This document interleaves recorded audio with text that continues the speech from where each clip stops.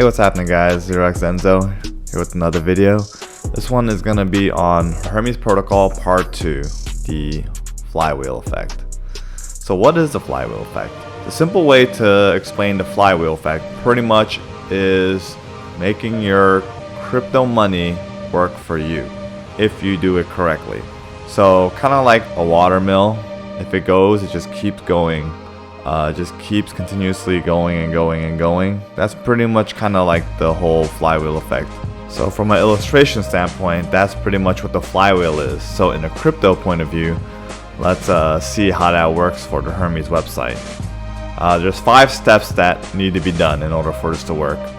The first is to lock your Hermes for V Hermes.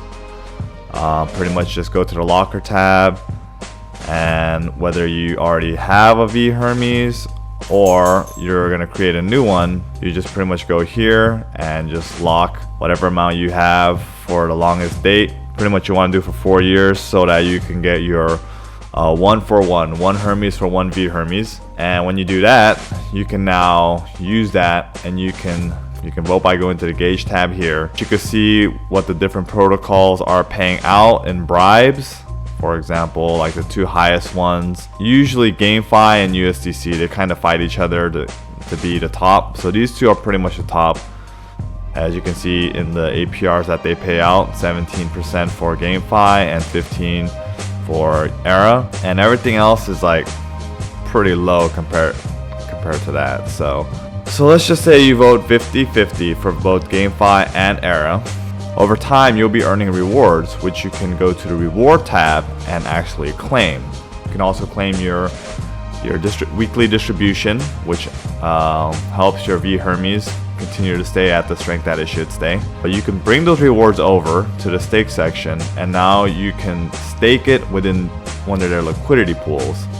Seeing how Era and GameFi were paying out the most in bribes, so in return, their liquidity pools or their gauges are paying out a lot more than others will. As you can see here, GameFi is paying out like 190 in Hermes, and Era is paying out 147% in Hermes. The rest are paying way less. Staking it would be, I believe, step 4.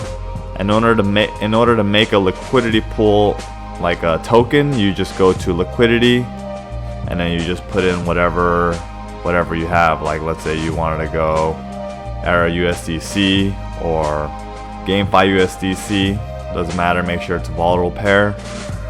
Stable pairs are only for stable pools.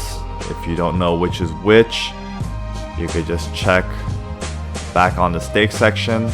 These will say what kind of pools they are. This is volatile. Stable will be like the stable tokens or Star Hermes, so make sure you don't mess that up. If you don't know, just make sure to ask before you actually make the liquidity pool. I don't know what will happen. Step 5 is to simply just claim those rewards back in the reward tab, be paid out in Hermes. Take that Hermes and you can relock it, or you can trade it for any other token, whether you want to add it into another liquidity pool or you want to lock it for more V Hermes. That's up to you. But that's pretty much how this flywheel effect works for Hermes. There's really no right or wrong answer as to which gauges you use. Personally, I would just recommend using the higher paying out gauges, because the ones that pay out high, they're bribing a pretty high amount too.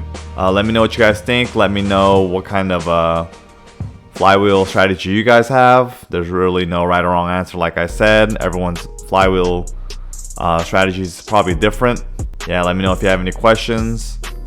Leave it in the comments, and stay tuned for part 3, which is boosted yields. Thank you guys, and have a good one.